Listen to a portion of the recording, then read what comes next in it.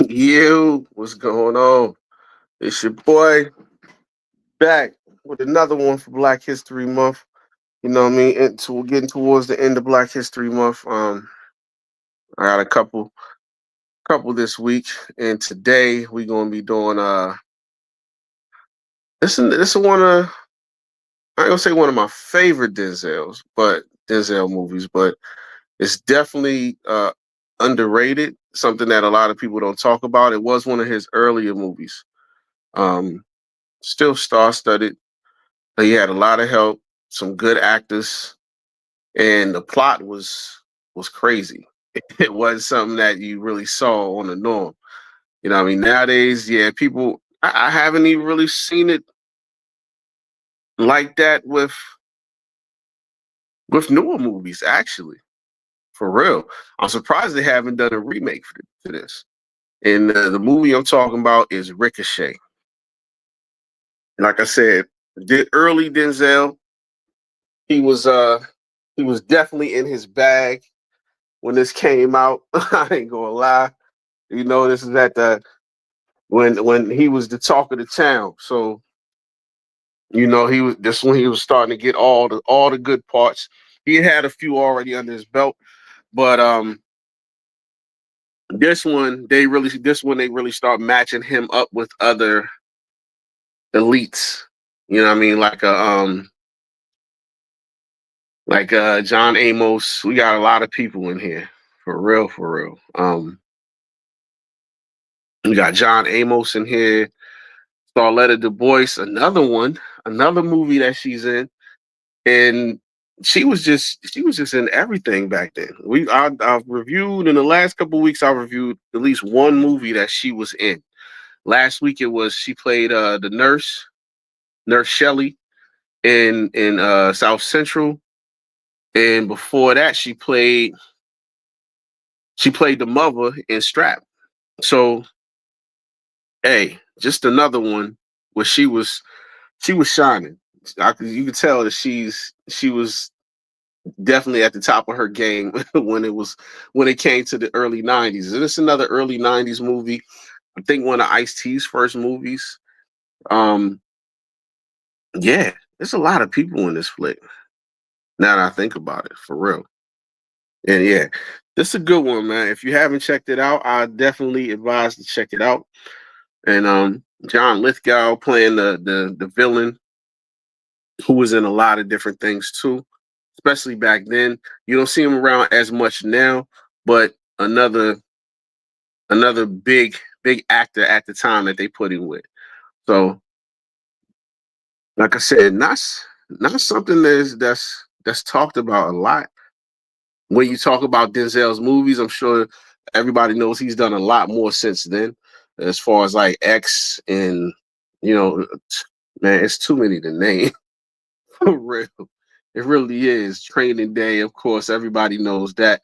But this isn't one that people really know too much about unless you like an old head.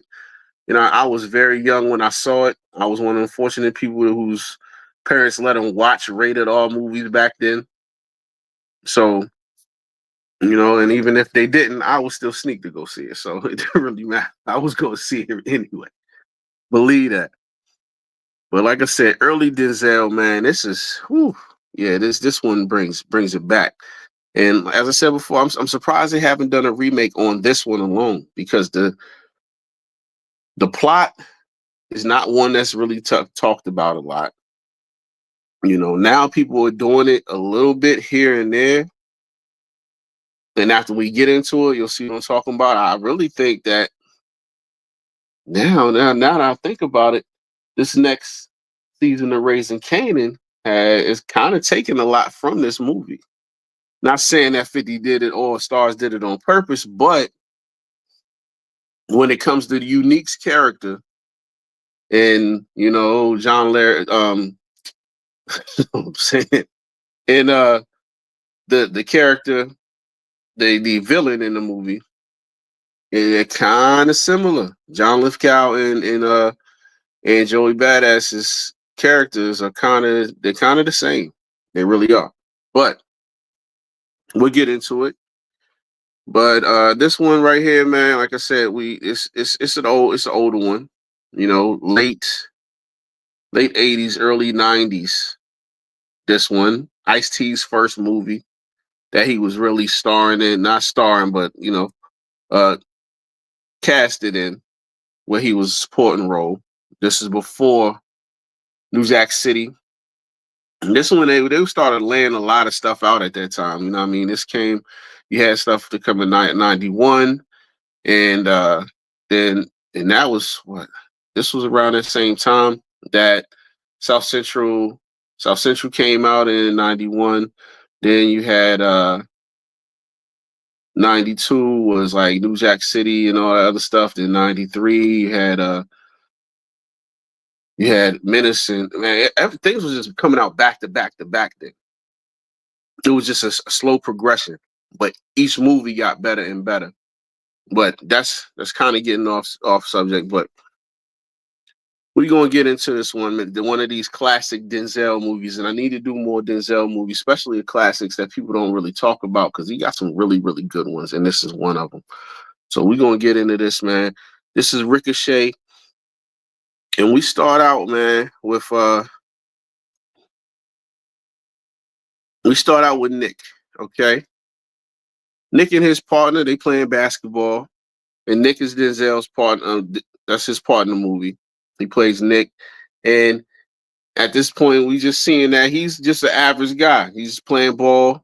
He balling with his partner. We don't know his partner just yet, but that's a comedian that used to do a lot of impressions back in the day. And then we have Ice-T's character, and he's just around the way, hood dude, hustler, whatever. The same thing, he usually play a hustler. Hustler, hustler. We know what he do. But they balling, and they got Denzel. You could tell in some of these parts that what up, Candy? What's going on? Thanks for coming through, sis. For sure, you got to check this movie out. You definitely will not be disappointed. Trust me. We got Courtney. Courtney, what's going on? Thanks for coming through. Yes, Ricochet 91. Yes. And like I said, the progression from 91, especially with black cinema, it just got better and better and better and better after that. And the 90s was like tops. I mean, we have some top tier ones now. Here and there, it's not, but when they was coming out, almost everything was a hit, a hit after hit. And they had good plots, good actors, good supporting cast. Everything was just top notch. Especially early 90s, mid 90s, going into 2000s. And then, things got a little bit, they start getting a bigger budget and things like that. So, yeah, man. But we see Nick and his partner, they playing against, you said Mr. Washington's coming back to Broadway. Yeah, he is. Yeah, Denzel, a lot of people don't know that Denzel he's big on Broadway doing plays. So, and he comes from that background. So that's another reason why people like him, Samuel L. Jackson, Morgan Freeman, a lot of these top tier black actors and actresses are just, they are basically from Broadway. They come from a Broadway background. So, even with Rock from Raising Canaan, comes from a Broadway background. That's why she's so, I always liked her in that part, because she just brings it every time. It's never a dull moment if Rock is on the scene, for real, for real. And she knows how to play the part to a T. So, and that comes with that Broadway training, for real. Yes, Patina Miller is bad. She's bad when she's on the scene, for real. It is what it is. And she steals the show every time. There's a lot of good actors on that show, but we already know she's the standout. That's hands down. But we see that they balling, and they really got Denzel looking like he's Michael Jordan in this in this scene right here. I mean, he's crossing people up, he's dunking all over people, and you can tell in a couple scenes that it is definitely a stand-in. They have a stuntman doing this. Oh yeah, Haley. Yeah, that's without question. Haley Kilgore is, yeah, she does her thing. So you can definitely tell exactly, Candy. You can definitely tell it for real. You know, the other people. It's not to say that the other people on the camera are not up to par, but she's on a whole nother level when it comes to, and all those Broadway classically trained actors, they are on a whole nother level when they are on camera. It's just a given. They know how to turn it on, turn it off. They know what to say, when to say it, inflections in their voice, facial expressions, everything. They got it down pat. It's just one of them things. But yeah, he's making Ice-T look bad. Ice-T got his boy with him that he called RC or whatever. And Ice-T's name is in the movie is Odessa. His name's Odessa. But they ball every weekend, every Saturday. They do this, and you know, and then you can tell they go way back. So they you see they cool. They really cool. But after the game, they pay because they playing for money. This they balling for real. They playing for bread. They lose. Ice-T pays up, and then him and his boy walk to the car, and lo and behold, you can see that Ice-T's car is stolen and it's hot. It's a happy belated birthday to Ice-T. Yeah, Ice-T's an old head. For real. Damn. He's still getting it in though, from Law and Order to this, man. And his progression, I'm gonna have to talk about that one of these days. His progression from where he came from rapping, you know what I mean? He's one of the first. A lot of people say Ice Cube, and you know what I mean, but before Friday, before Boys in the Hood, Ice-T was doing it already. Okay. He's probably the first, before Will Smith, before all of them. Ice-T was doing it. So a lot of people get that misconstrued when they say the first real rapper to actor. No, it really was him. He was the one that was getting the serious roles. You know what I mean? And it for him to take that progression after being banned, he had banned music, all kinds of stuff, to go into acting and to actually take it seriously, and for the industry to take him seriously enough to give him the roles that they gave him. That's I gotta commend him. Salute to him for real.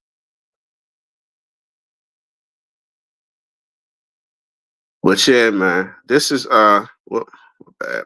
Sure.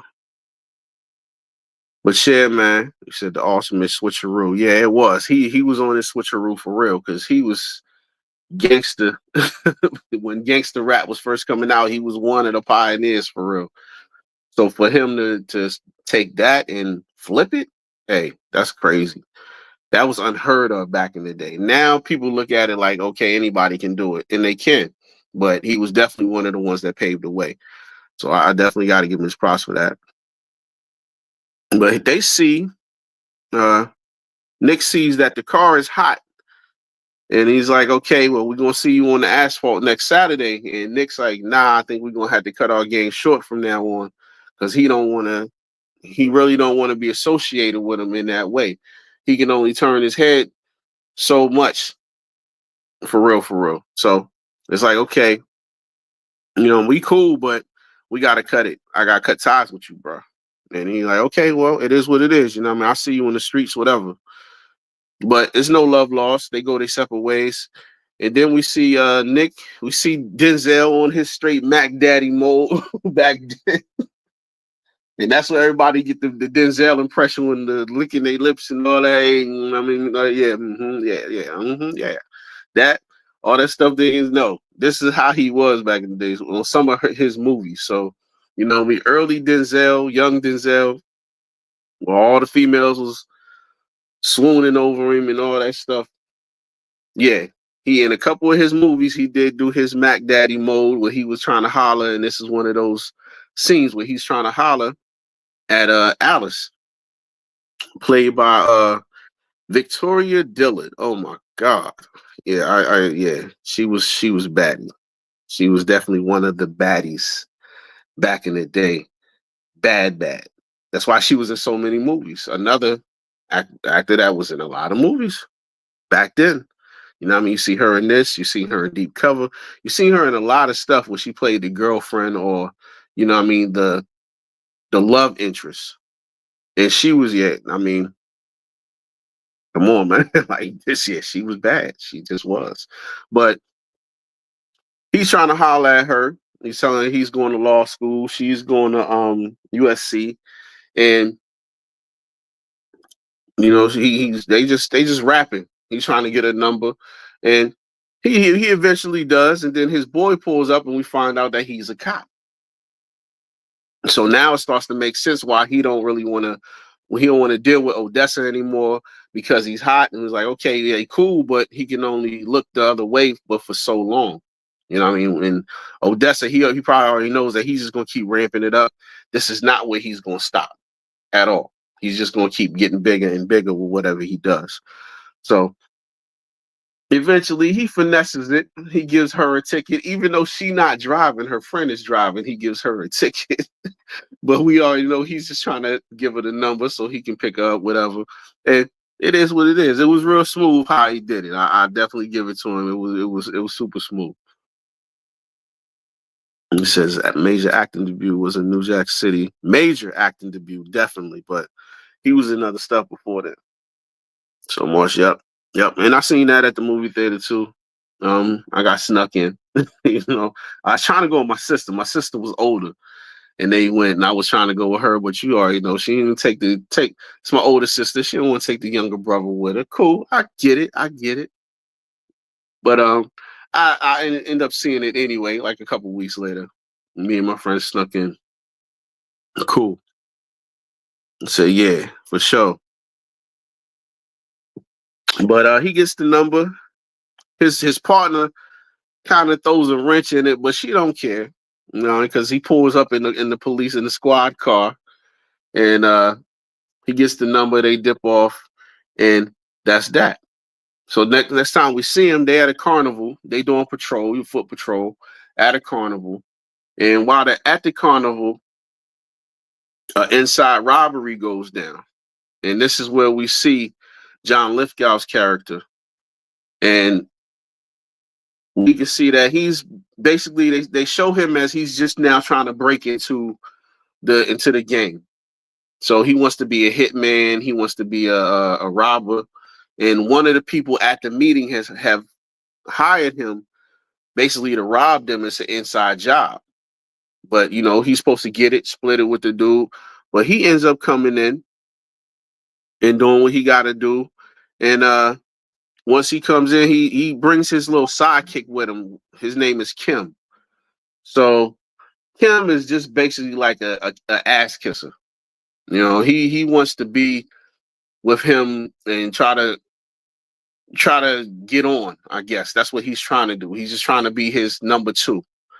You know, but we already know Kim. He ain't really got. He's not built like that. He's just a wannabe. But he's basically he's also a fuck up on top of that. So he will mess some stuff up. Don't get it twisted. But he does his job. He sets everything up the way it's supposed to be. But of course, he's not taking him in there with him. So when he does that, when he goes to the setup, he leaves him in the back in the car, tells him to stay there. He'll be back, and he goes in and does his thing. So hold up, it's the messed up one. Okay, so he goes in, does his thing, and once he goes in and sets it up, you know, they hear it. Denzel's character Nick and his partner, they hear it. His partner's name was like Larry, but he hears it. So they spring into action. They go, and his partner rolls up on Kim, and he arrests him off rip. You know, he tries to get away a little bit, but he don't get far because, like I said, he's not built like that. But you know, John Lithgow's character, he jumps out the window and he tries to get away, but of course, well, you know, he don't get very far. He don't get very far, and Denzel is on him off rip. It's like, okay, and he's cracking his jokes, saying what he got to say. He's like, look, don't move, because I will shoot you. I don't want to shoot you because I don't want to do the paperwork, but don't move, because if you do, I'm gonna have to murk you point blank. Because John Lithgow's character, he has a shotty in his hand. He got a shotgun. So when he stands up, there's a girl coming from out the bathroom, out of the little porta potty, and he grabs her up and takes her hostage. Okay, so when he takes her hostage, uh, you know, now things are getting elevated. They're getting a little elevated now. Yeah, yeah. Hey, John Lithgow was he's fire, fire. Another one that's kind of not really talked about, but he's in a lot of different movies, and the movies that he's in are good. I also like this character in Dexter. This character in Dexter was wild. It was real wild. Yep, Shrek. Yep, he definitely was in Shrek. Yeah, for sure. He's got a lot of movies under his belt, for real, for real. Yes, another star that's, like I said, not talked about a lot, but he's got a really good track record when it comes to movies. So you say, Ken, I just found it. Gotta watch it. Yeah, you gotta watch it. Definitely gotta watch it, for real. It's fire. You will not be disappointed at all. Trust me. But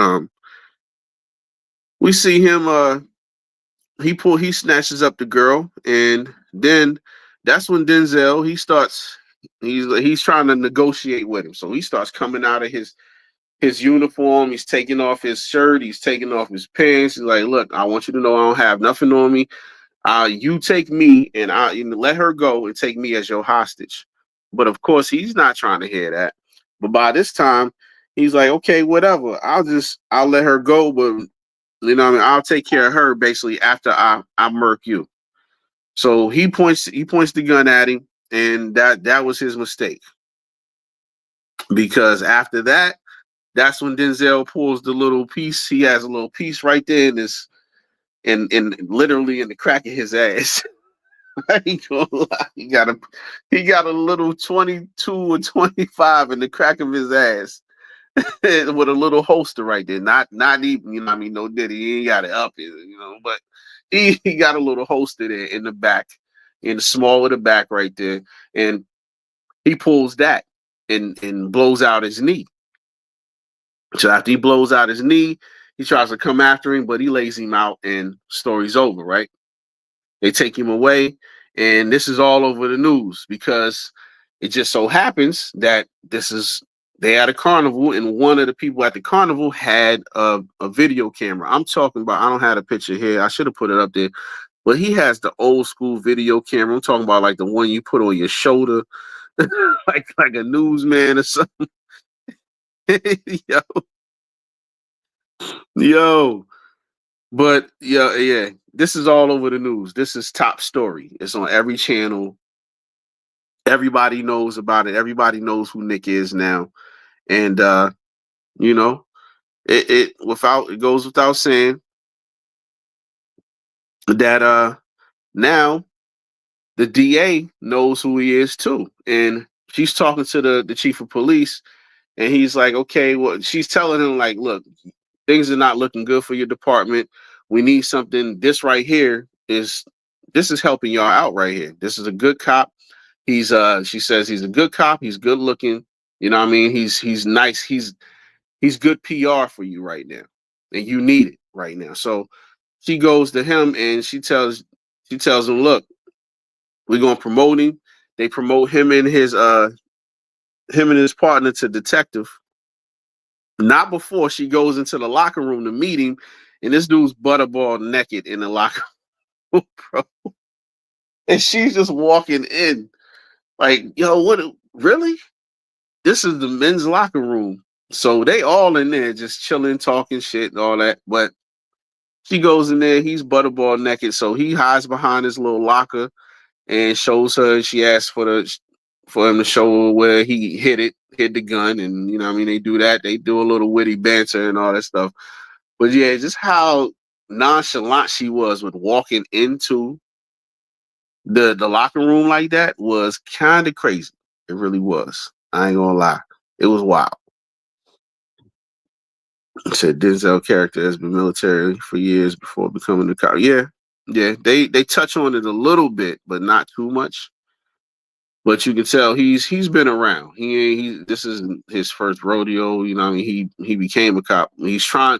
He doesn't really want to be a cop forever. He's going to law school so that he can become a lawyer, and that's what it is. So after she reads up on him and finds out about that, that's when she really says, "Okay, this right here is a home run for you because now we want to promote him, and they looking to just make him into the next DA or the mayor or whatever the case may be if they can push him far enough." So, but it was this locker room scene was just crazy to me. It really was. Yeah, I'm like, okay. Then we see John Lithgow's character again, and he's in jail now. So you know he's still in the hospital. He's still in the jail hospital, and he's just contemplating what's going on, how everything got messed up. He's playing it back in his mind. You can hear the audio track of everything that went down before he got shot. So this is fresh in his head. He just keeps running it back and back and forth, back and forth. And you know, the he sits up, and right at that point, that's when the guy, the bookmobile guy from the jail, the prison bookmobile guy comes and he starts talking to him and tries to uplift him, it's not as bad as you think it is, and he's telling him all this stuff. So he's like, I don't have basically saying he don't have nothing to live for. At this time, of course, that's when he sees Nick on TV, accepting his commendation. And, now he's like, okay, well, in his mind, he's like, okay, now I got something to live for. And that's when you start seeing the makings of his plan. The wheels start turning in his head. Like, okay, you ruined my life, so I'm gonna ruin yours. And that's basically the premise of the movie. Is like he just wants revenge because this was the beginning. This was his first real job that he was on, and this was going to basically make a name for himself when he did this job and murked the people that he murked, took the money, and now he was going to be Mr. Big. But it didn't happen like that because Denzel got in the way of his dreams in his eyes. So, make a long story short, he asked the book guy for some big books. He's like, I need something heavy. So he gives me like, okay, I'll give you something big. He takes the biggest books that are on the cart. He wraps them around his knee, and wraps them around his ankle, and takes off the bandage for his knee because his knee is just gone. His knee is blown out because he got shot in the knee, and now he's using that as counterweights so that he can build his leg back up and get his strength back. And this part is right here. This is just a little piece to show you just how crazy this guy is. For real, for real. So, like, yeah, he's a little off. He definitely is a little off, to say the least. But we get that little piece, and then a little bit of time start passing. We do a little time jump. They don't say it's a time jump, but you can definitely tell it's a time jump because of what's going on. First, we see uh we see Nick on a show that's like Cops called Busted, where they follow him around, and this is oh my god, it's early '90s, but you can tell this is really like some '80s. Just how they said it was. It was like, we'll return to Busted, followed by the Love Boat. Like, yo, the Love Boat. And this really shows you how dated the movie is because the Love Boat. Anybody knows what the damn Love Boat is. That's strictly '80s. That's old as dirt, for real, for real.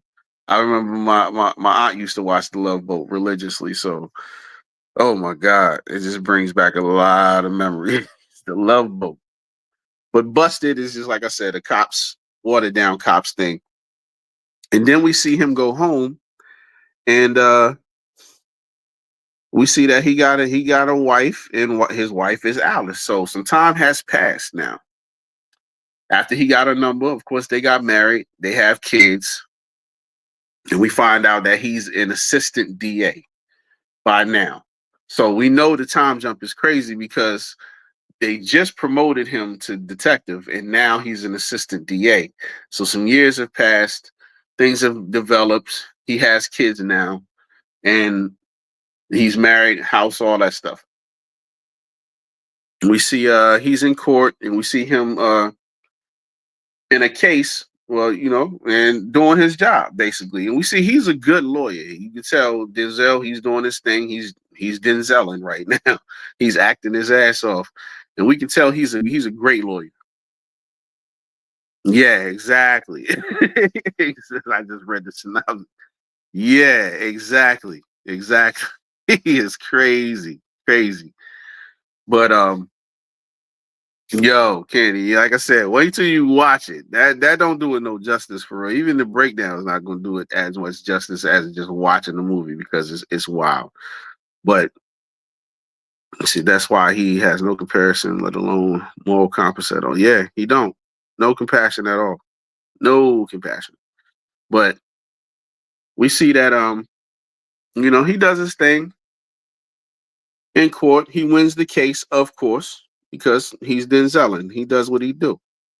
And on the other side, we see that the people that put him in the position, now they trying to get him to go a little farther. We're like, okay, well, you the DA, wait till you the mayor and this and stuff. And he's not really trying to go that route. He wants to just do cases. That's it. He wants to be the assistant DA, maybe the DA one day after his boss retires, but he don't want to go no further than that. He doesn't want to be a politician, kiss babies, shake hands, none of that. He doesn't want to be in any smoke-filled rooms or just have his moral compass taken to the left at all. He wants to just be who he is and be for the people, and that's all. But of course, they gonna try to do other stuff. They're gonna try to get him to do what they want him to do. But it is what it is. So we see that, and then on the other side, we see that his competition in the movie has he's been through his little stuff too. We see that he's been to a lot of different prisons. He's had a lot of different cellies, and he's been through all his cellies. Basically, he done either murked them or beat him up or did something to him. Like they just tired of putting him in cells with people because they know something else is going to happen. So they put him in a cell with Jesse the Body Ventura. And I'm sure people know, if you don't know who Jesse the Body is, he was a wrestler. At this time, he hadn't been in a whole bunch of movies. I think he'd been in like Predator, The Running Man, some Arnold Schwarzenegger movies. He hadn't been in a lot of stuff, but he always played a heavy, of course. And that's what he did. So they put him in here with Jesse the Body. And in his name is Jesse in the movie too. But they put him in there. He talks trash to him. And immediately, not even 5 minutes, not even 2 minutes go by. And yeah, he handles him too. It don't matter how big he is. He handles him too. Okay. It's like, hey, man, he had this reputation before he came into the cell, bro. So why would you test it? I get y'all in prison, the whole macho thing and all the other stuff, but at least, hey, test the waters first, see what you're dealing with. Nah, nope, didn't do that. So, hey, he got handled. He knocked him out. He had him laid out on the ground. Basically, he banged his head on the toilet and all kinds of stuff. Took all his stuff and threw it on the ground next to him. And now he's running things. This is his cell now. So lo and behold, they go through they progression, and we find out that Jesse, the Body, he's in the Aryan Brotherhood, the Aryan Nation. But he that don't really mean nothing. It don't really mean nothing to him. So I don't care who you are. You know what I mean? I'm going to do what I do. Okay. So he does what he does, and they start fighting. They set up a fight, gladiator fight. This is kind of crazy. It reminded me of the Wire when when when Omar had to go to prison, when he had to go to jail, and they had to put all the phone books on him. You know what I mean? Gladiator type stuff. They put the phone books on him, his armor, and all that. So they're fighting like that. They're fighting like gladiators, and at the end of the day, it's a nice little fight. He gives him the business, but Jesse the Body just can't handle John Lithgow's character, and he ends up murking him. But I think he was gonna let him live, but at the same time he didn't let him live because the paper, of course, plot armor, whatever you want to call it, but the paper that he had on his chest ended up having Denzel's face on it for a story that they did on Denzel. So after he saw this, we said his name is like, it was like Earl Talbot. It's like, yeah, Earl. Basically, that's his name. So when he sees this, like, okay, yeah, you gotta go. Because now I've seen him on your chest in the story about him succeeding, and yeah, you gotta go. So he just murks him, and he links up with the Aryan Brotherhood, but only because he wants to get out. He's trying to break out of jail. So he's like, I don't want to be in y'all crew. I know I murked him, and you know what I mean, all this stuff. Y'all want me to be with y'all, but I'm not trying to be with y'all. We can still be cool. At the end of the day, I can help y'all. Y'all can help me, but we can do this so we can get up out of here. I'm trying to break out of prison. So he links up with them just specifically for that reason.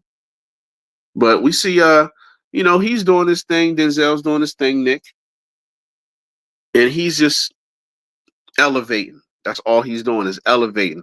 He wants to take these towers and renovate them and turn them into a community center, a rec center, in the hood.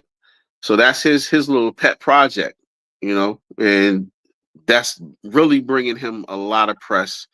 I mean, it's elevating him in business, not business, but in his office, because of course he wants to be the DA one day. So all of this is helping him and propel him to the top. But we see that, and they have a telethon, and we're going to get to that in a minute. But we see that his father, played by James Amos, man. Hey, bro, I'm sorry. R.I.P. R.I.P. Because everybody know that this guy from Good Times, man, and so many other different movies. Another one that was there with him. That, like I said, they put some great actors in this movie with him. There wasn't no slouch cast that they just threw together. Okay. But he had some good. His parents, he got he got James Evans.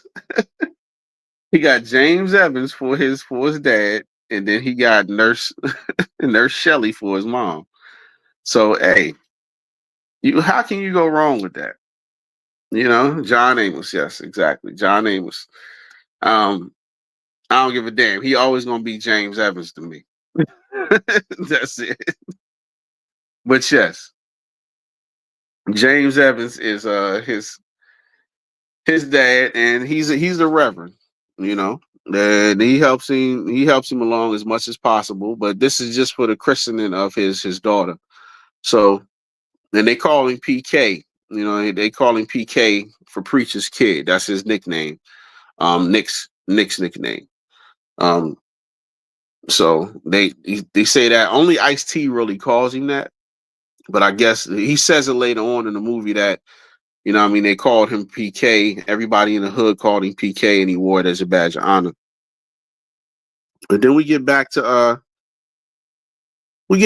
Earl, and he's with his, I ain't gonna say his but he with his gopher, basically, because they locked up together, and in there Kim is still doing everything that he did while they were out. He's still an ass kisser. He's still trying to be his runner. He wants to be his right hand man or whatever. So he helps him, and he helps to switch dental records with one of the Aryans. So he comes in handy. He definitely comes in handy. He does his job, but he's like I said, he's just basically a side character that helps him. We don't really get no background on him, nothing like that.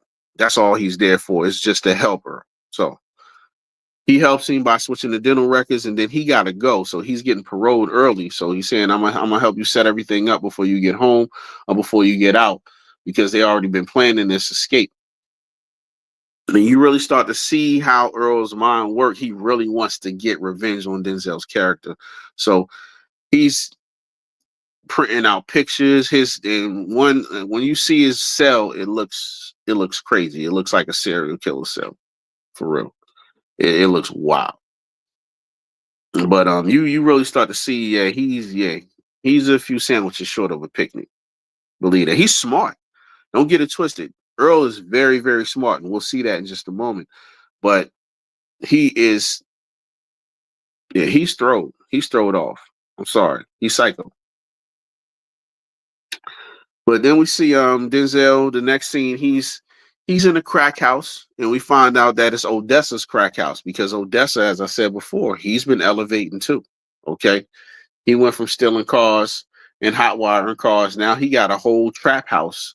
And they're saying he ain't just cooking up like Franklin was, like cooking up in the kitchen like we saw him that one time. No, this dude has a whole chemistry set. I'm talking about whole floor. The Carter. This is the Carter before the Carter. Okay? Before Nino had the Carter, Odessa had his own Carter. Let's get it correct. Well, he goes in there and tells them, look, I'm building this community center, and I don't want you around there. I don't want you recruiting. I don't want no gangs there. I don't want nobody trying to set up shop there. I don't want nothing. This is for the kids. It's strictly for the kids. And if I see you around there, it's going to be problems. So at this point, because they done severed ties, Odessa's like, hey, you know what I mean? Don't be coming around here like you run stuff. You know what I mean? Yeah, we knew each other back then, but it's a whole new day, homie, for real.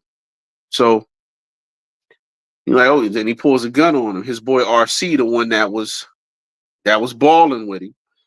And then in the beginning of scene, he's with him. That's his right hand man. That's his muscle.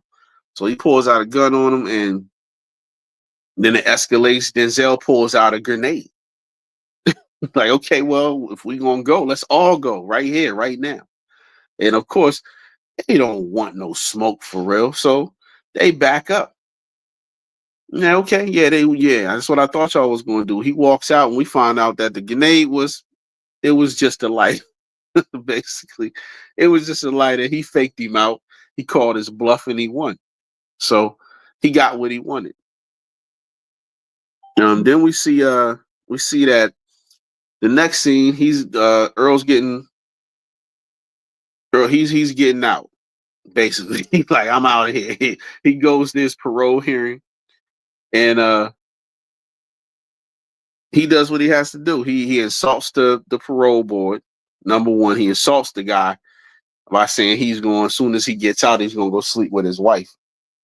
So yeah, he ends up basically murking the parole board with a pen gun. The head of the parole board, he murks him with a pen gun and shoots him.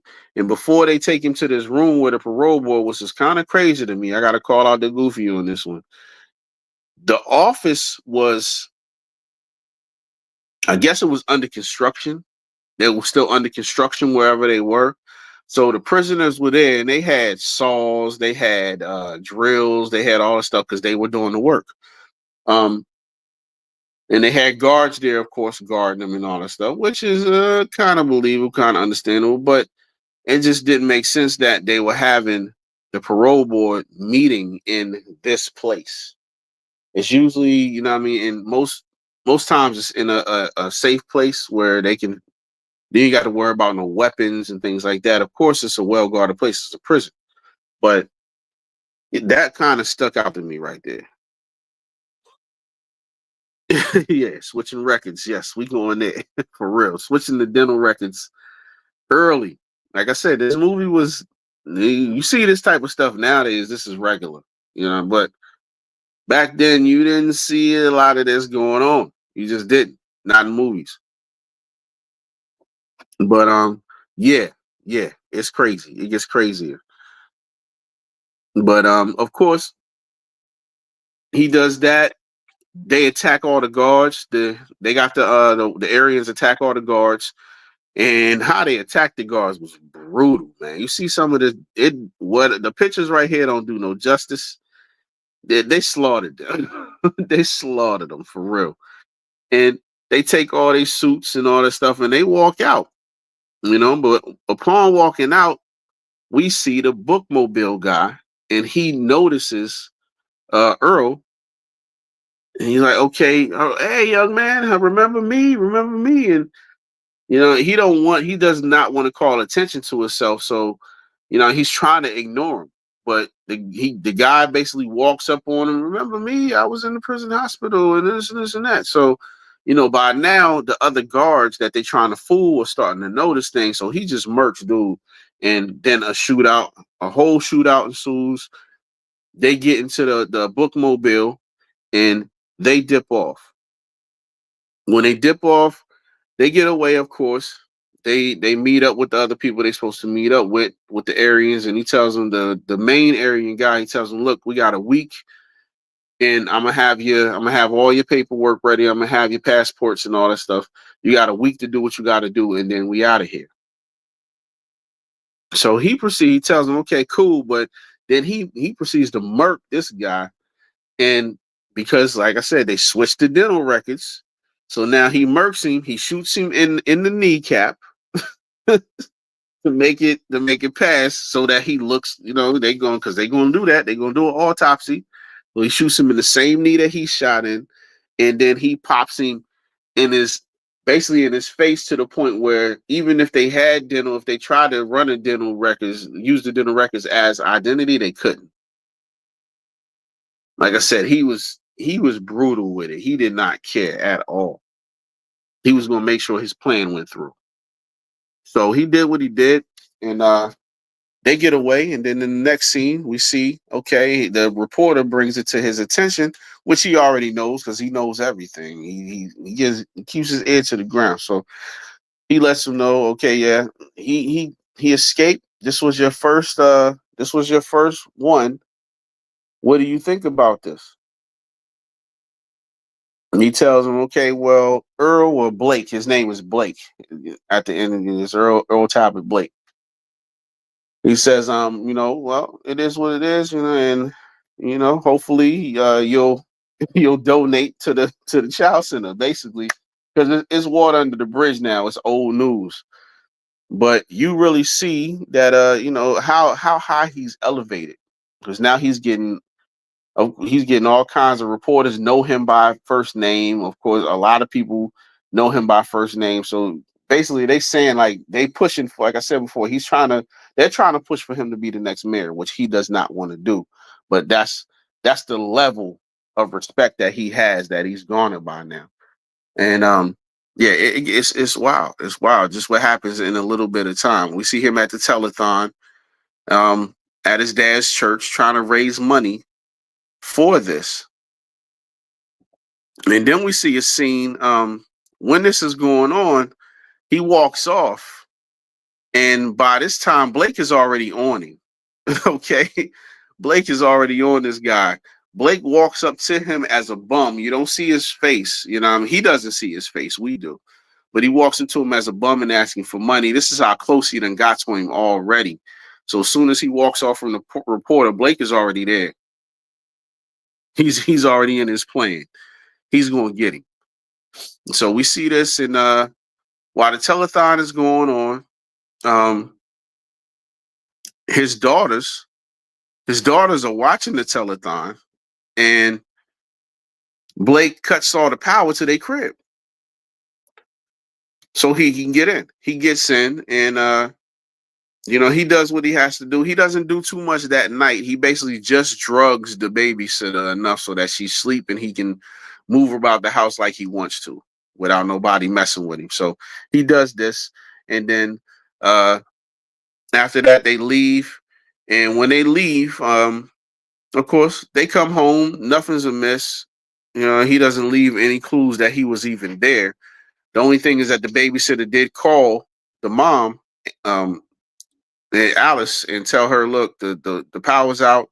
And as soon as she called her, basically Blake showed up, and that was that. She told her, don't worry about it. The power company's here, and he got to do whatever he needed to do. We'll see what he did later. But um, after the telethon, they give all this money to the black guy that was with the DA. His name is Ferris. He's basically like Nick's right hand man. He does everything for him. Sets up all his interviews, things like that. And he's the one basically, he's like his manager, trying to elevate him to the upper echelon. So we see that Blake, he snatches Ferris up. Okay. As soon as he's about to drop the telethon money off, he doses him up, chloroforms him, knocks him out, and they basically murk Ferris and take the money. Blake gave him $10,000 in cash. He sent $10,000 in cash to the telethon, and he took that back. So now it looks like Ferris stole the money, and then he leaves this note saying that him and Nick were basically abusing kids, sexually abusing kids, while they were out of town on vacation. And now the story is out there. They can't stop the story now because people start talking, the cops start talking, the news, they have got a hold of this, and now it is what it is. So they call him up, and he's in bed with his wife. They call him up.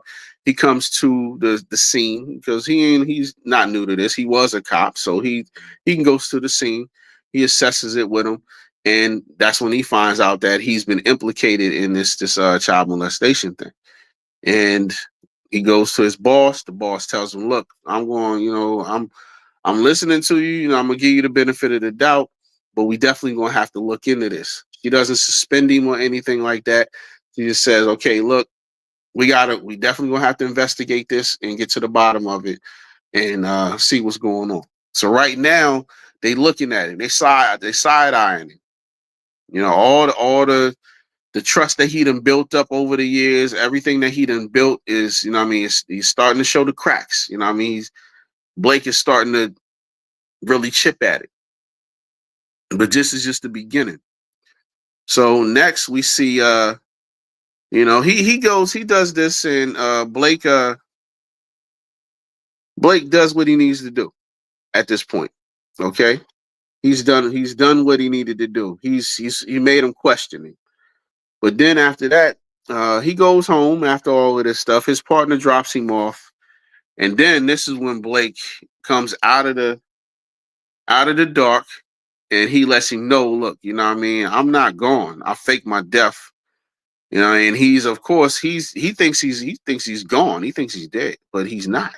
So Denzel, he can't believe it. He's like, whoa, hold up. You're supposed to be gone. And this scene right here, it does a lot. Once you watch the movie, it does a lot, because this is the turning point. And it's wild. It's wild after this. It starts getting really, really crazy after this point. Okay. But he introduces himself once again. And now that he done reintroduced himself, my name is Blake. Hey, yo, he done did what he had to do. He got him, snatched him up. They take him to this pool. Okay. They take him to this pool. And they just hold him hostage, basically talking trash to him. Blake does this arm wrestling scene where man, you can tell it's two actors at the top of their game, and it's a lot of tenseness in this scene. They don't really do a lot of talking. They just cracking jokes. They just being smart Alex to each other. Basically sniping. And At the end, Blake loses the arm wrestling match on purpose just so he can make him relax, and then they shoot him up with dope. They shoot him up with like heroin, a speedball, coke and heroin together mixed, and they just let it take its course. They let it take its course, and now he's just high. He fights it, but of course, at this point, it's in your bloodstream. So the more you fight, the more it's just going to get in there. And hey, but he sits his ass down like he told him to, and he sits his ass down, and now he's just taking it. Okay, his wife is, she's going through it because he's not the type of guy to not come home, not to call, not to do anything. He just don't drop off the map like that. So she's worried to death. His partner's worried to death. Don't nobody know where he is at this point. It's been a couple days. Okay, um, it's been like 2 days. And then we go back to what they doing, man. And then Blake, he has him strapped to this bed. Okay, he has him strapped to this bed. He brings in a hooker, and the hooker, hey, she does what she does. Okay, she's a hooker. So he pays her to do this, and while she's doing it, he records it. Okay, he records it. Blake has been planning this forever. He even followed him. You know what I mean? I try to leave a little bit out there, leave, stuff to the imagination, but he follows him, and he basically bugs a table that he's at for lunch. He has a business lunch, and he just records him and then uses that. He kind of chops up the recording to make it say what he wants it to say, and then he records it over top of the video, and it's looking crazy. It's really looking crazy. Dude is diabolical with it. he's had a lot of time to think this through, but basically he keeps dosing him up, and he tells him, he's like, why don't you just murk me? Why don't you just kill me? We can get it over with. You know what I mean? And Blake's telling him, I'm going to do something worse than kill you. I'm going to let you live. Okay? Because this is his thing. He's like, look, you destroyed my life when I was trying to be the man. So now, you know what I mean? I'm going to destroy your life, and I'm going to come up because nobody knows I'm alive. So I'm basically a ghost right now. I can do whatever I want to. But first, I'm going to get you up out the paint by turning your life around and turning you into me, basically. So everybody, like I said, just keep in mind, everybody thinks that he's gone. Everybody thinks Blake is dead. So he doses him up, and then he drops him right back off where? At City Hall, where he works, of course. So he's gonna be very recognizable. He drops him off at City Hall with all the rest of the homeless people. So when they go around in the morning, they tell all the homeless people, get up, y'all gotta go, let you leave. And he's one of the people that's on the ground. So now they done found him. They take him to the hospital. They call his wife. They do all that stuff. They call the press. And, he's telling them the story about what happened, but they like, nah, Blake is gone. We already identified him by his dental records, all the stuff. You know what I mean? Blake did what he had to do to make sure that his tracks were covered. So everybody thinks he's gone. They think he's crazy right now because he came back. He was dosed up on drugs. He doesn't know where he was. So it just looks like he's just been on a bender for days right now. It's crazy, treacherous, chopped and screwed. Exactly. Yes, yes. Yeah, they did it. Yeah, they did it on him, Candy, for real. Crazy.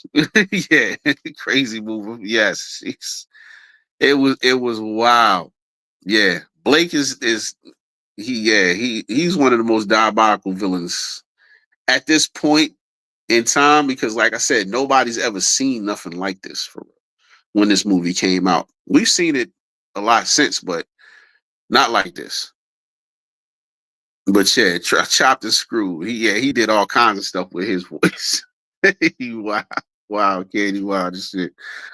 But he's determined to let them know, no, Blake is alive. This happened to me. So the press is there when he leaves the hospital. He's telling them, okay, well, y'all don't believe me, just follow me. All right, I'm gonna show y'all I'm not lying. Cool. He takes him back to the hotel that Blake had him in. And remember, he had him in an empty pool. So now the pool is full. The pool is full. It has people in it. They having like a ballet, what is it, swim aerobics, aquatic, the aquatic class. They having all that. So you like some old white women in the pool doing their thing, and now he just got to sit down. And he's telling, what I mean, they looking at him like, yeah, bruh, it ain't looking good for you right now. It's like, yo, we want to believe you, but yeah, you just did yourself dirty on this one. It's not looking good, bro. So even his wife tells him, she sits him down. He's like, "You believe me?" He's like, "Yeah, I believe you, but it's not looking good, baby. It's really not." Like, yeah, you saying he's trying to make you look like you crazy, but I think he's winning at this point, if that's the case. So, hey, Nick he's going through it. He's really going through it right now. And he's at home. He's back at home. He's still feeling the effects because he's in withdrawal right now. You know what I mean? He was dosed up with heroin and cocaine. So he's going through that. His daughters are seeing this on TV, seeing the newscast on TV and stuff like that. So he tells them, look, what I mean, they're gonna be talking about daddy. Just make it like it's he tells them, just think of it like the cartoons and things y'all see on TV that's not true. That's what they saying about daddy. Whatever they say is not true. So of course his daughters, they love him, they gonna believe him, and that's it. He gets a hug from him. That's all you need sometimes from your kids. When you're going through something, you just need some love from your youngins. That's it. you know, that's all. But he's then he's watching like little he's watching like a little news show, like a talk show, like some Larry King type stuff, and it has this black guy on there. He's ranting and raving about the conspiracy to take down Nick Styles, and, and bro, yeah, he goes off the deep end because it's not what happened. And I mean, it does happen. What he's talking about does happen on a regular basis. Don't get it twisted. But it's not what's happening to Nick. Okay, he's saying this is the same people. He's saying it's a conglomerate trying to take him down because he's a powerful black man and all this other stuff. And Nick is loving it. He's like, yeah, all right, yeah, get him. But he knows that's not what it is. But at this point was, oh man, this is the crazy right here. So his boss calls him in the middle of this middle of this show. His daughters went to bed, okay. His boss calls him and she tells him, okay, we got your toxicology reports, we got your blood back, and we saw that, yeah, you have heroin and cocaine and a couple other things in your system. And he said, yeah, that's what I told y'all. I told y'all they drugged me. That's what I got. Okay, whatever. Then she tells him, okay, and you also have the clap. Uh, excuse me. He said, well, yeah. And you also have the clap. Nigga, you burning right now, okay? You burning. Flame on, for real, bro. Yeah. And at this point is when his wife walks down the stairs and she hears this. Because this is all he has this on speakerphone right now. He's not trying to hide nothing. So as soon as they come down, she comes down the stairs when she's telling him we got your blood back. He don't know that she's standing there, and she hears all this. Yeah, like yes, he is. Yeah. How about a round of applause? Yeah, he's clap, clap, clap. Yeah, he is. Yeah. Oh my God, this scene is wild. Oh man. So of course he goes to his wife and tells her, look, okay, nah, um, they bought this girl in, right? And he's trying to plead his case, and she looking at him like, you know, you know how she looking at him. I'm gonna tell you, exactly how she looking at him right now. When he said they bought this girl in, what I mean, I fought with every all the power I had in me. I fought it. I tried to fight it, baby, but Yeah, and she's just looking at him like, really though, really, nigga, Like, nigga, please, are you serious right now? Nah, nah. This ain't gonna cut it, bro. Nah, you gonna have to like, nah. It's like, yeah, I love you, but obviously you didn't fight off with every inch that you had. Some she must have got some inches. Like, yeah, for real. Yo, it was this scene was wild. The scene was wild as shit. I'm sorry. It was a lot, especially back then. Yo. Oh nah, he didn't tell her Candy. He didn't tell her beforehand about the girl. He was about to, but then he looked at her face and was like, "Nah, I'm not gonna tell her about that. I'm not telling her." But yeah, it was real. It was a really nigga, really part. Like seriously, okay, okay. This what we doing. This part was wild. I'm sorry. This, like I said, this is something you hadn't seen before in the movie. So he's pleading his case, and his wife just walks off on him. Like, yeah, as she would, and she took it better than a lot because this is still a black woman at the end of the day. And I'm sorry that this is one of the parts where I would say, okay, it was an underreaction, not an overreaction, because the average black woman would have heard that over the phone, and it definitely wouldn't have went the way that it went. I'm sorry. So that's how you could tell it was some Hollywood stuff going on, and it was early. They didn't want no nigga moments on screen. Okay, so it was what it was. So he is Nick is just chilling. Of course, he's playing the couch because he ain't getting in that bed. You know damn well, regardless of what she said, nigga, you not getting in this bed tonight. it's, it's not happening, bro. So nigga's on the couch. Okay, he's on the couch. He's sipping. He's sipping some good drink for real. Okay, straight from the bottle. Ain't no beers. No, he drank it. Okay, yeah, he's sipping on something for real. And he watching, the same stuff at this point. I don't know why at this point in time, a lot of these movies, even in like Juice, they did it where he was watching this movie, and I guess it's to symbolize how people are falling apart. You know what I mean? Like they mental health ain't right now. So they got that sorry mom made it top of the world, and the James Cagney scene that we've seen in a lot of movies to symbolize this. And he's talking to himself like, yeah, and he's watching like the Larry King type show, a call-in show. He's not calling in, but he's basically talking like he's calling in, saying, "Yeah, I don't, I thought I wanted my life, but I don't want it. I don't want it. This is too much for me because now the press is coming down on him. All these people are talking about him, and he's a pariah now. His life to flip turned upside down. So at this time, he don't know that his house has been bugged because we know earlier when the lights went out and Blake was in his house, he did a lot of stuff. And one of the things was bugging his house. So Blake is hearing all of this and he's loving it. He's right outside the house in his car, loving it. He hears everything that he's saying.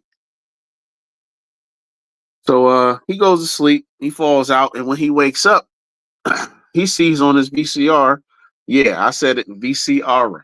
Okay, VCR. This is an old movie. Okay, so he sees it. Yeah, Blake is yes. Yeah, Blake is he's the one. He's the one. He got that hot sauce. Yeah, yeah, exactly, Candy. Hey, Candy. Yeah, yeah. The hot sauce. Yeah, that's wild. You wow for that one, sis. Hey, yo.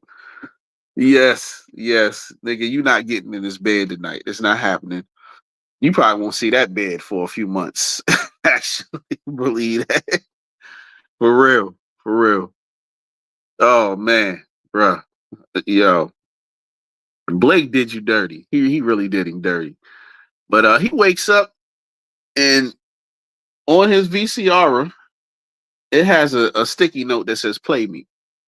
He plays the video, and it's a videotape of Blake in his house standing over his girls with a knife, which is what he did while the babysitter was knocked out on those drugs. So he's frantic now. He don't want to hear. He's like, whoa, whoa, hold on. He thinks that so it never happened at all. Exactly. Exactly. Bruh.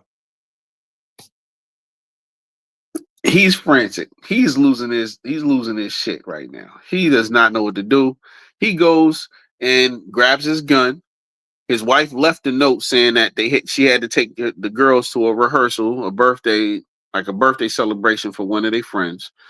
And he runs out the house in his robe, his slippers, his drawers. He ain't get dressed, nothing. He got on drawers, a robe, some slippers, and some socks. That's all he got on right now. He ain't thinking about nothing. He like, nah. I mean, and I get it. Hey, your kids are in danger.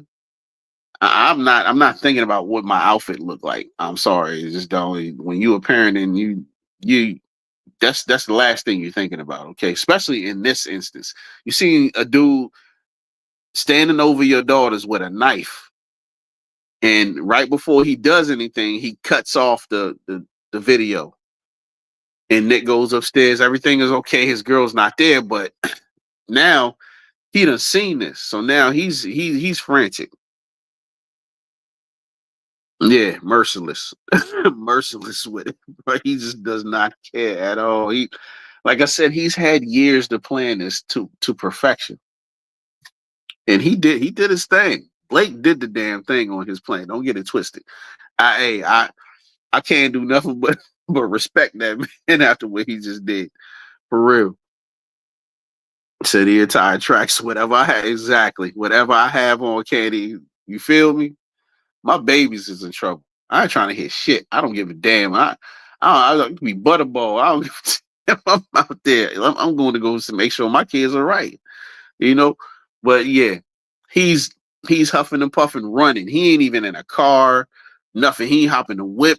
All he did was grab his gun, go outside, and start running. So he's running to the park. We don't know how far this park is. We don't know how many miles he done ran while looking like this. We don't know none of this. But Nick is he's moving. Track star. Okay, that's what it is. Then we see that this a picture. This is what he had on. Okay, this is how he is moving and going to the park right now. Okay, strutting for real. But soon as he gets past this a certain point, past his house, Kim he comes out of the woodwork and with another videotape. Okay, and we can only assume that he's going to go switch the tapes. Okay, he comes and then Nick shows up to the park. And when he shows up to the park, we see his wife and the kids. They playing, they doing their thing. And he sees somebody creeping up beside the stage. The kids are playing on the stage, and it's a clown. Okay. He don't know it's a clown, but he runs up on the dude like as Blake pulls his Roscoe out, and he ready to blow him to smithereens. That's what he ready to go. You got to go, bruh. Turns around, it's a clown. The clown's pleading for his life. I'll say he looked fool for real, for real. Yes, yes, for yo. It's not a game, okay? He's not playing with Nick right now. Nobody. Okay, you doing this in front of white folks? Okay, we talking about white folk, white folk. We talking about people that got some money. We talking about like a congressman's wife.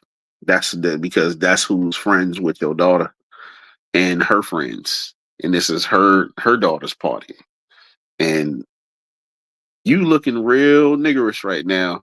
I'm sorry, bro. It's not. Yeah. How can anyone help you right now, bro? How? It's it's almost impossible at this point. But yeah, he shows up and makes a whole ass out of himself. He goes, gets dressed, pulls up on goes up to goes into his job and tries to plead his case with his boss, who is the DA. Okay. um, she ain't trying to hear this shit. She ain't trying to hear nothing. She's like, look, there was a congressman's wife there. This was her daughter's party. You should know this because your daughter's friends with him. You came there, you pulled your gun on a clown in front of kids and all this. The scene was just bad, period, point blank. So we got to suspend you, bro. You under suspension. It is what it is, okay? And he's like, no, I went back to the house. I got this tape, and this is going to prove who it is. The tape he pops in is, of course, the sex tape because Kim switched it. So we see the tape. Yeah, this chick is riding him. I'm talking about. Yeah, yeah. She doing her thing. Like she getting it in. He's just laying there because he's dosed up. But she getting hers. She definitely getting hers. Believe that. So um yeah, it just gets worse and worse for Nick. I like wow, bro. This where we at. Yeah. So it is what it is now at this point. And as soon as he shows her the tape, what happens?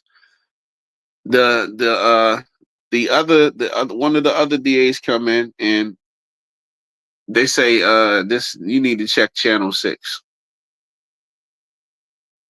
Channel 6 has the tape too because Blake sent it to them. And as I said, he done like Candy said, he done chopped and screwed this thing up. So now Nick is sounding crazy. He's sounding like he's giving this girl's instructions to ride him, and you're gonna have to do what I say. I'm the assistant DA. And yo, and she's all with it because it's not her talking, it's him talking, but he was talking to a waitress.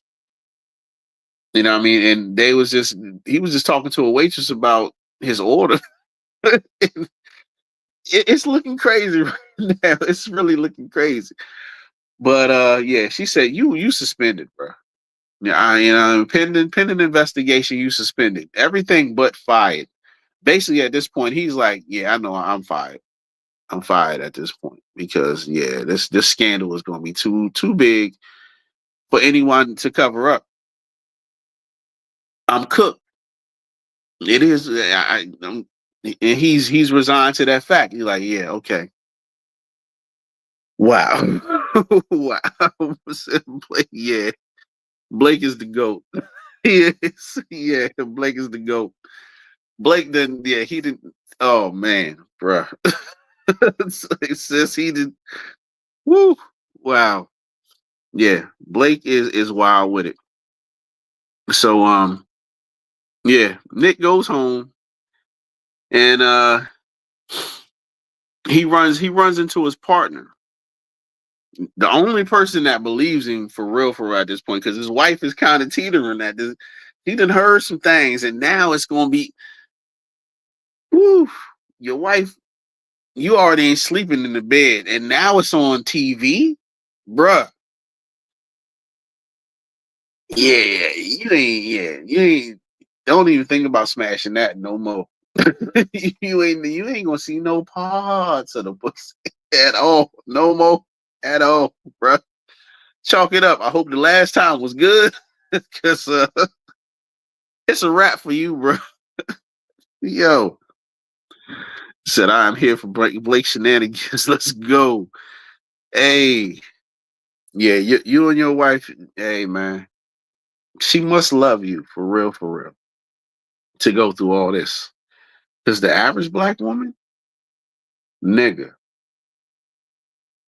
Yeah. Oh, oh. It'd be bad. It'd be real bad. But I digress.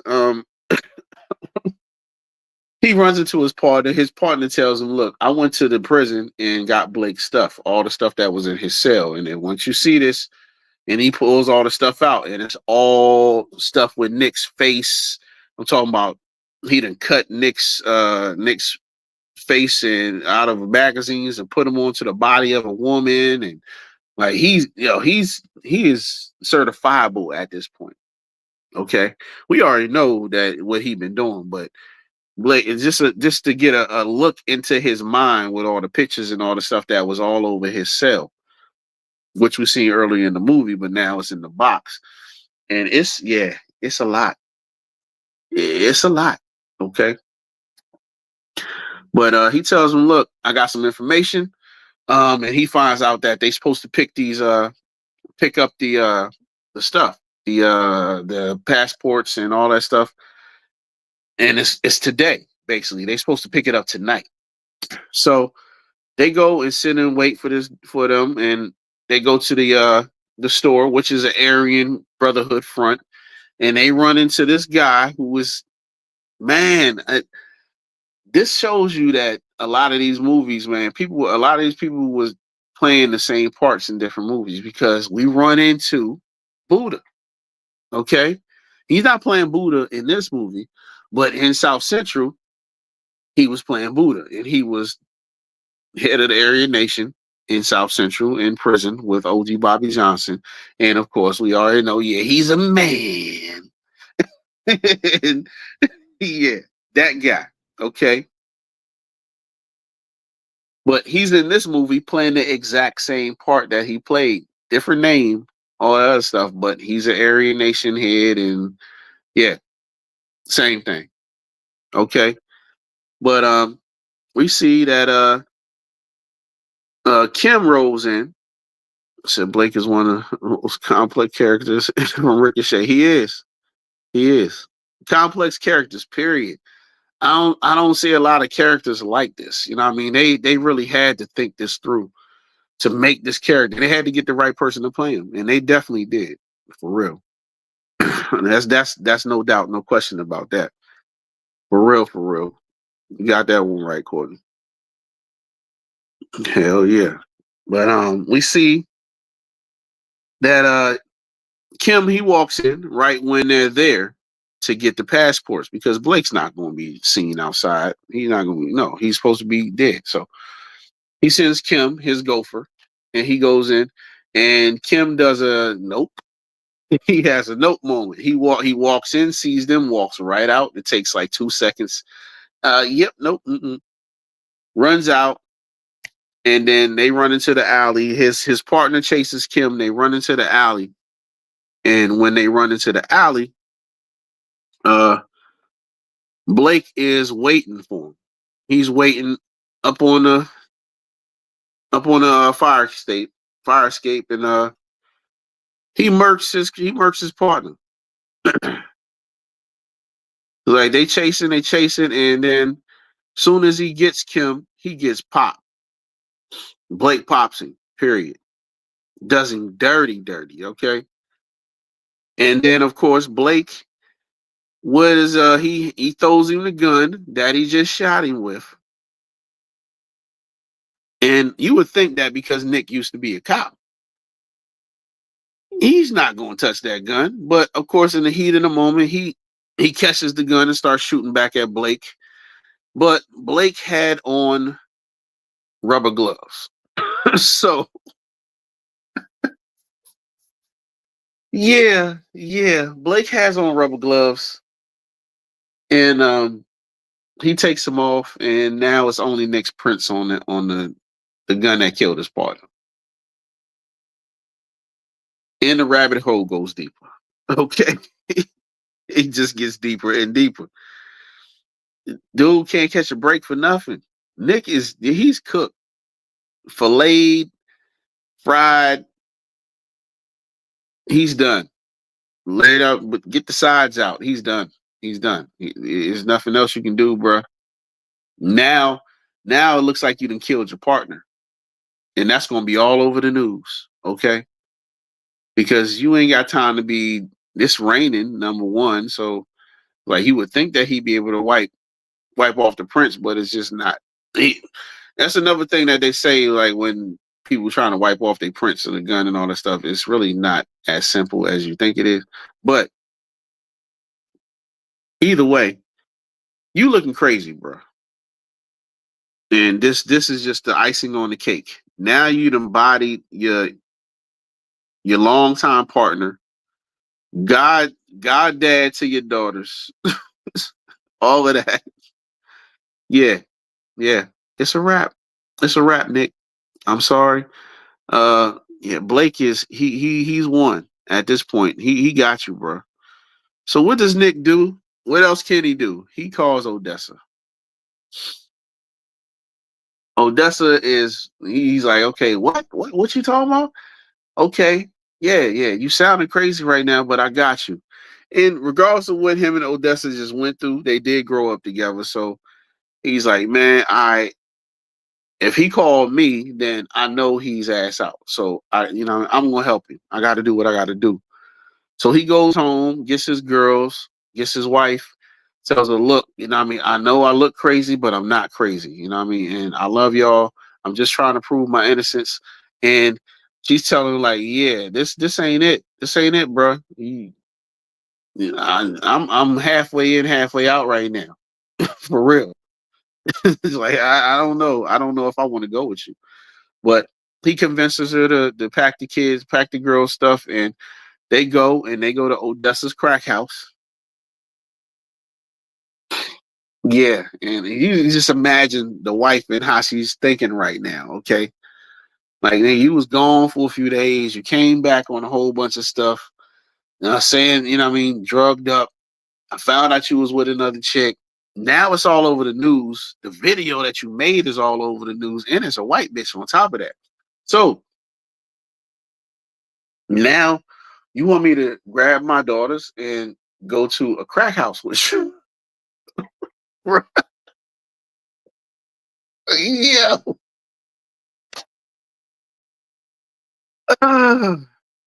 Oh my God.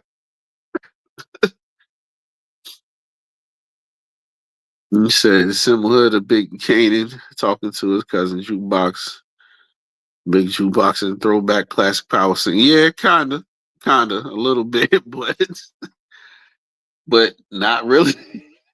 This part is it's just all the stuff that went on, and it's like, yeah, I give you, I see where you draw the comparison though. But nigga, are you serious right now? And now you trying to take us to a crack house where you say we're gonna be safe. So yeah, I'm sorry. I'm sorry. It's a lot. It's a lot. And you can see it like, look, I'm fighting for everything I got. You know what I mean? And I fight for everything I love, which is you. You know what I mean? You're my life. And if I ain't got you, then tell me right now, because I'm fighting for everything I used to have, and I'm hoping that I can restore it. So she's like, okay. She's like, all right, I'm gonna listen to you. So he sends her and the girls with RC, tells them to guard them with his life. He takes them and he takes them into the limo, he takes them off somewhere else. Now him and Nick start formulating the plan. Well, they already formulated the plan, now they just putting it into action.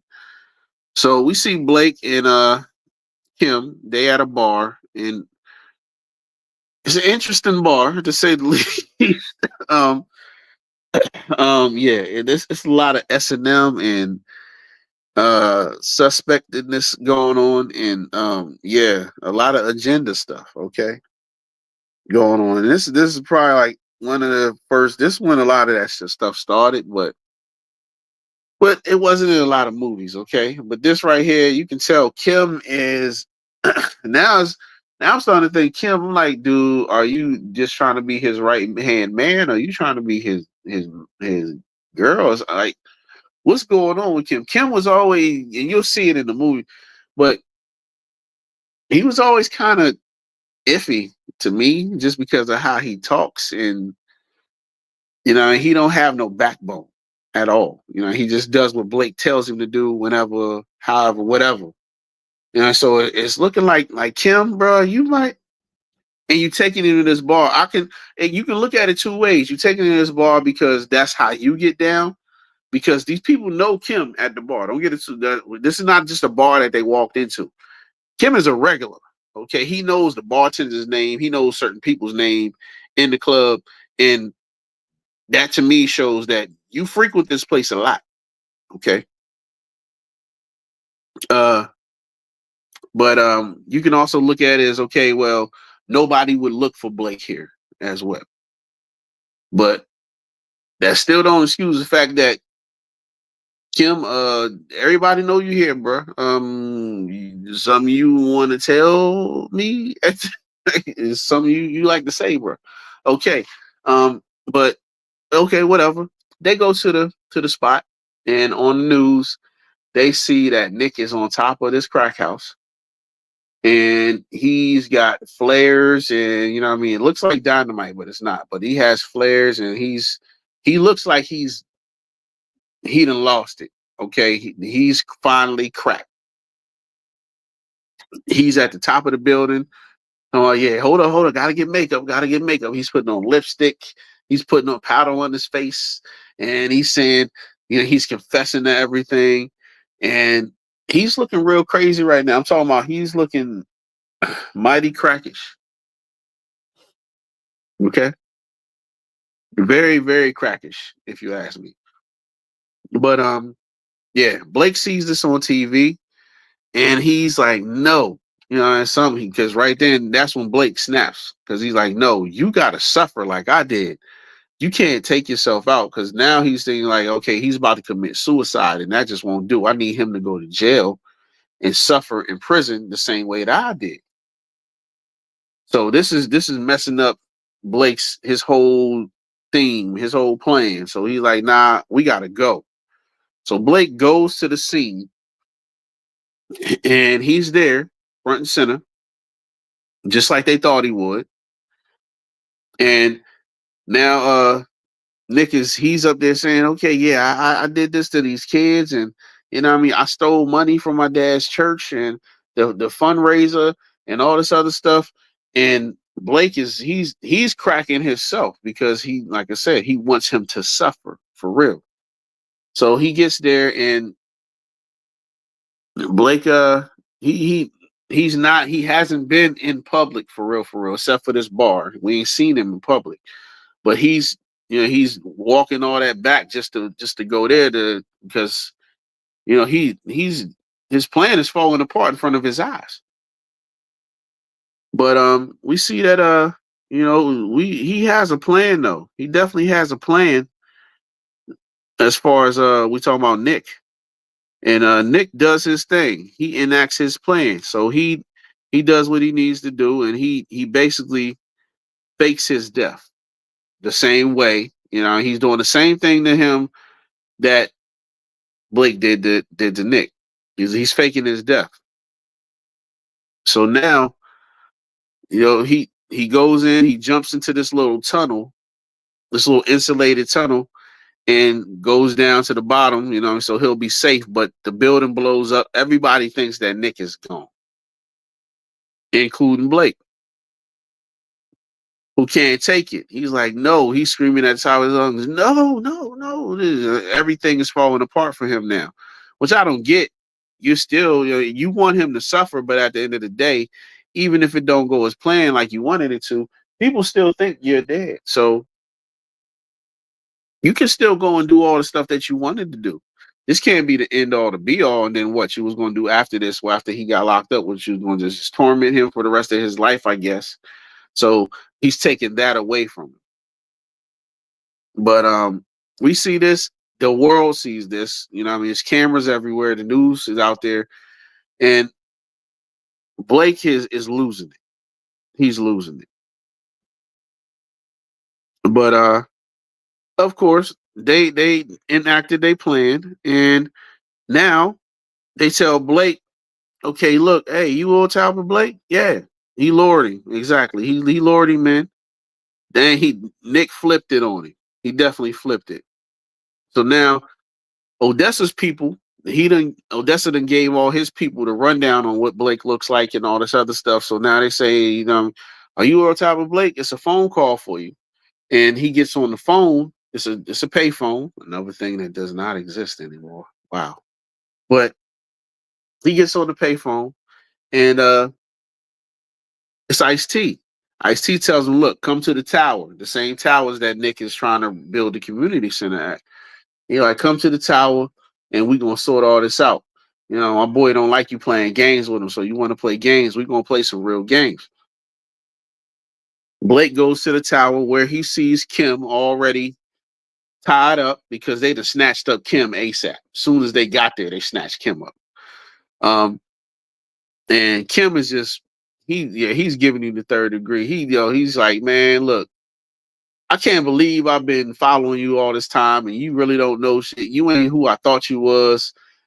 and basically, Kim's just talking down to him like he's stupid. Hey, you a peon, man. I can't even believe I sat up here and gave up my life for you and was running around here with you telling me to do all this stuff. You an idiot, man. So after that, he's like, you're not gonna talk to me like that. So he just murks Kim off rip. They get into it, and now that's when Nick comes back out. And he's telling him, like, look, man, damn, I'm glad we enemies, because if that's how you treat your friends, then shit. Like, for real? Okay. But they go through their little thing, they battle, and then we get the final battle, okay? What everything's been leading up to. They climb the tower. They both get their hits in, of course. They get to the top of the tower and they do the arm wrestling thing. They get back to the arm wrestling thing, but they at the top of the tower where it's like a little point on the tower. So this time, Blake does what he did before. He cheats. He cheats and he stabs Nick's arm through the top of the tower. So now Nick is leaking. He's trying to get away. But by this time, everybody done showed up. Odessa did enough to keep the cops away for a little bit of time while Nick can do what he needed to do. But now a lot of more people was coming. The TV cameras and all that stuff are coming from where Nick was to where he is now. They don't know that Nick is there, but they just know something's going down. So now they get there and they see Blake on TV. Now they got cameras on this dude. So now everybody knows that he's alive. Baited him. Lured him in, just like Candy said. He said yep. Yep, exactly. He said that's the way Odessa becomes who he is, exactly. He had Nick knew who to go to. He knew Odessa ran the streets at this point. So that's the only person that he could turn to. That's the only person that would believe him, that he could trust. And with good reason. For real. But he goes there and now they got him full exposure. Everybody knows that Blake is alive after thinking that he's gone. So he done proved his point that, yeah, this dude is alive. He's been doing this to me. You know what I mean? But at this point, he's not thinking about that because now he's leaking.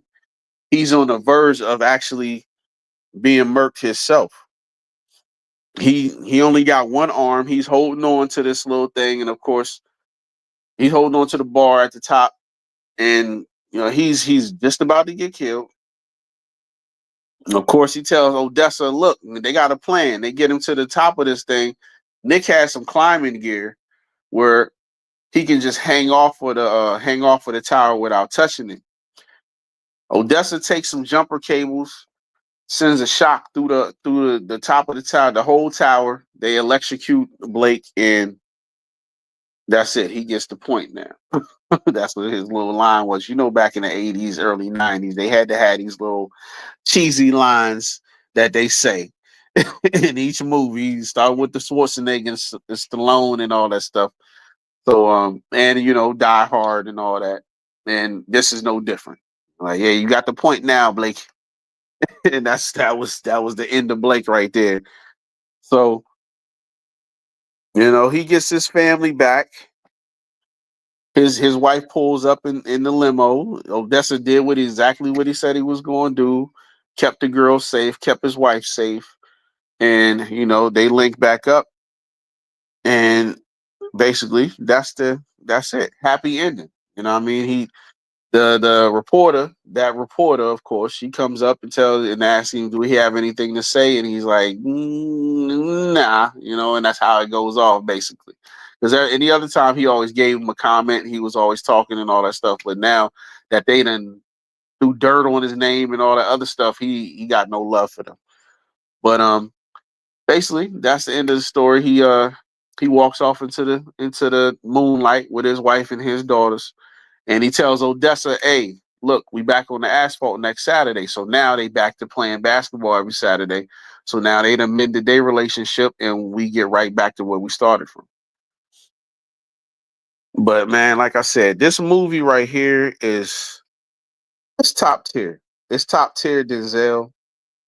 You know what I mean? One of them action movies that we don't really get to see him in. I mean, now in his later career, we did start to see him in more. Well, we did see him in a lot of dramas and stuff like that. So now this one right here is Denzel at his finest, for real. It really is. And I can't do nothing but commend the brother. I can't, man. This is a gem right here. Nobody talks about this movie, so I felt as though it was like, okay, nobody really done Ricochet, not that I've really seen. So it's one of the movies I wanted to cover on my channel. I'll probably do some more Denzel movies in the coming months because I'm gonna keep doing the reviews here and there. But I definitely wanted to jump out there for Black History Month and just recognize one of his better films that nobody talks about. A star-studded cast, like I said before, and yeah, man, this is Denzel when he was making his name. When now everybody talks about, oh, it's a Denzel movie. It's a Denzel movie. Well, this is one of the movies that paved the way for them to be saying that this is the Denzel movie, and he's going to get top billing all the time. So, if you haven't watched it, definitely watch it. I'm glad I could share that with you, Candy, for real. Thanks for coming through, Courtney.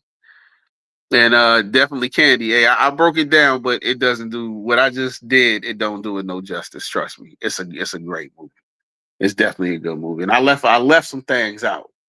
'Cause I always try to leave certain things out because I want people to watch the movie. I don't want to cover the whole entire thing. But definitely if you get a chance to watch it, pick it up. Like you said, you're gonna watch it tonight. And anybody else that does watch this review, check it out. For real, for real. You said since he came from Broadway background. Yep. The Bone Collector was one. Yeah, Bone Collector was fire. Fire. Another movie where they always pair Denzel with good actors that are gonna basically, what I mean, sometimes he'll blow him off the screen, but majority of the time they'll pick an actor that he's good with. Just like Bone Collector, like she said, Crimson Tide, another one with him and Gene Hackman. Um, he they try to pair him with people that are going to be on par with him because it's hard. Don't get it twisted. Denzel, it's hard to be on screen with Denzel and not get, what I mean, not get overplayed, not get overpowered by his acting. Because like I just said, he blows people off the screen. It's not hard for him to do. So you got to put somebody that's going to be on par with him or better than him. But at this date in time, it's not really too many people that you're gonna find that's better than Denzel Washington in front of a camera. That's just what it is. And obviously back then it was the same exact way, which is how he got the name that he got. So yeah, definitely. I want to thank y'all for coming on. Said I'm jumping on this tonight. Believe that. Hey, you will not be disappointed, sis, at all. For real, for real. Peace and love, Courtney. So yeah, what you said. The one where What so what there was a spirit jumping up off the people. Oh yes. What is the name of that movie? It's I know exactly what you're talking about. Yeah, it's I know because that joint had a John Goodman and had him in it, the dad from Roseanne and all that. Hey, yeah, I know exactly which one you're talking about. The one they did his brother dirty too. I know exactly what you. It's not coming to me right now, but I know exactly what you're talking about. That's one. I love that movie. That's another one. And he always see Denzel. He'll jump out there. That's why I love about Denzel movies because he's never in the same lane. You know what I mean? He does a lot of different movies. He's not scared to do sci-fi. You know what I mean? Even early on when he did what was it, Virtuosity with Russell Crowe. And that was him talking about AI. This is back in the early 90s. And they had an AI, which was Russell Crowe, that came to life, that got a body and came to life like just like Vision in Marvel or something like that. Fallen. That's right. Fallen. That's right. You right, Candy. That joint is fire. Like even with that, Deja Vu. Deja Vu was another one that he did, and that was sci-fi, you know what I mean? But it wasn't billed as sci-fi. It's like, man, but it was just so real that you don't really realize that it's a sci-fi movie. You feel me? Because he went back in time in the movie, which is wild. That man, he has so many different movies that are so good. I just watched the other one.